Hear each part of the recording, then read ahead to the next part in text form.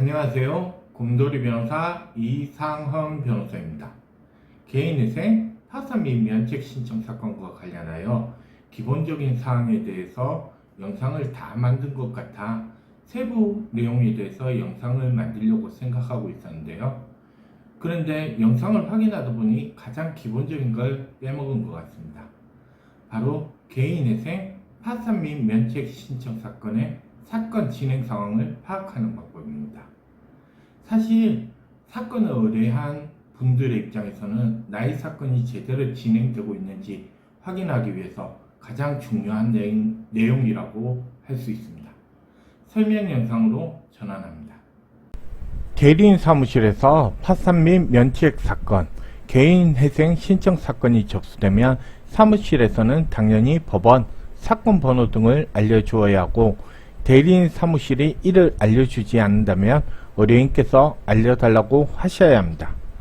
사실 대리인 사무실에서 한 건만 진행하는 것이 아니라 여러 사건을 진행하기에 대리인 사무실에서는 본인 사건에만 신경을 쓸 수 없으므로 본인이 파산 및 면책 절차, 개인회생 절차에 따라 사건이 정상적으로 진행되고 있는지 여부를 확인해 보는 것이 중요합니다.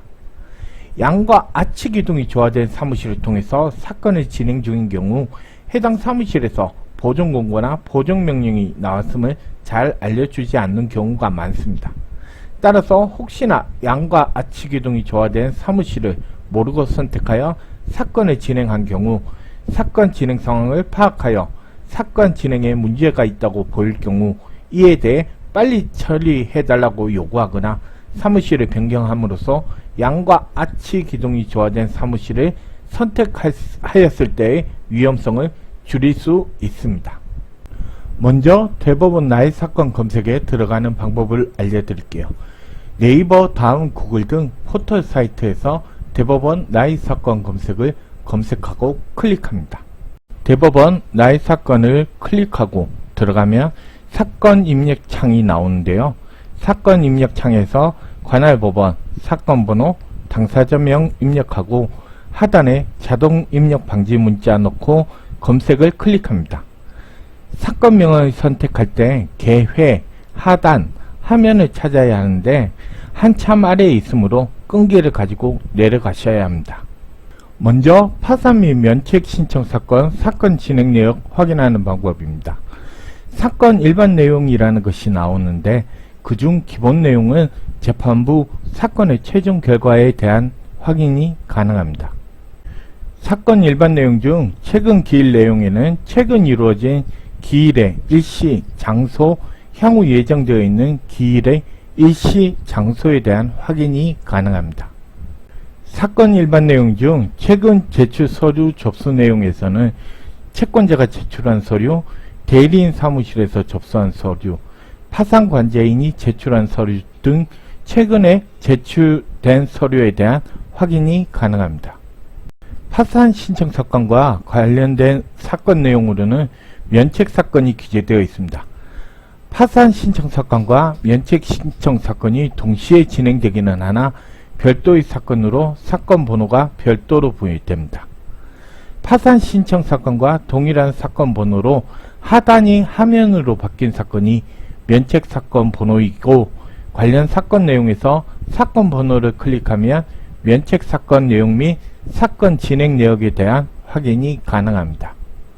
사건 일반 내용 중 당사자 내용에는 파산 및 면책 채권자 목록에 들어가 있는 채권자명에 대한 확인이 가능합니다. 해당 내용을 확인하면서 내가 알고 있는 채권자 중 채권자가 누락된 것이 있는지를 확인합니다. 대리인 내용에서는 대리인 사무실의 확인이 가능합니다. 간혹 내가 상담한 사무실과 대리인 사무실의 이름이 다른 경우가 있을 수 있는데 이러한 사무실의 경우 문제가 있는 사무실일 가능성이 많으므로 주의하셔야 합니다. 다시 맨 위로 올라가면 사건 일반 내용 옆에 사건 진행 내용을 클릭하면 신청서 접수부터 현재까지 사건 진행의 구체적인 경과를 확인할 수 있습니다. 신청서 접수 후 파산 선고까지 부분입니다. 파산 선고 후 채권자 집회 의견 청취 기일이 진행되고 파산 폐지 결정과 파산 폐지 공고까지 이루어진 상황입니다. 파산 폐지라는 것은 채무자의 재산에 대한 환가 처분 등을 하더라도 채권자들에게 나누어 줄 것이 없어 파산 절차를 종결한다는 결정입니다. 개인회생 절차, 파산 및 면책 절차에 대한 영상에서 말씀드린 바와 같이 만약 채권자들에게 배당, 즉 나누어 줄 금액이 있다면 파산 절차가 종결될 때 파산 종결 결정을 합니다. 앞서 말씀드린 바와 같이 파산 사건, 사건 일반 내용 중 관련 사건으로 기재되어 있는 하면 사건의 사건 번호를 클릭하면 면책 신청 사건으로 화면이 전환됩니다. 면책 여부는 여기에서 확인하셔야 합니다. 파산 사건에는 면책 여부에 대한 확인이 되지 않습니다. 파산 사건의 사건 진행 내용을 클릭하면 면책 허가 여부 및 공고 여부 등에 대한 확인이 가능합니다. 대법원 나의 사건 검색에서 개인회생 사건, 법원, 사건 번호, 당사자, 자동 입력 방지 문자를 입력하고 클릭하면 개인회생 사건의 사건 일반 내용 화면이 나타납니다. 개인회생에서는 당사자 내용을 특히 주의해서 보아야 합니다. 파산에 있어서는 악의로 채권자 목록에 누락된 채권이 아니라면 누락된 채권에 대하여도 면책의 효력이 미치나 개인회생에 있어서는 채권자 목록에 누락된 채권에 대하여는 면책의 효력이 미치지 않으므로 당사자 내용에서 내가 알고 있는 채권자 중 누락된 채권자가 있는지 여부를 주의 깊게 확인해야 합니다. 사건 일반 내용 옆에 있는 사건 진행 내용을 클릭하면 개인회생 사건의 구체적인 진행 상황 파악이 가능합니다. 사건 접수 여부와 금지 명령 여부를 파악해야 되는데 이분은 금지 명령이 나왔습니다. 사건 진행 내용을 보면 법원에서 보증 권고나 보증 명령이 나왔는지 여부, 대리인 사무실에게 송달이 되었는지 여부, 개시 결정이 나왔는지 여부에 대한 확인이 가능합니다. 대리인 사무실에 보증 권고나 보증 명령이 도달된 것으로 나오는데 대리인 사무실에서 연락이 오지 않는 경우 연락해서 어떤 내용인지 확인해 보시는 것이 좋습니다.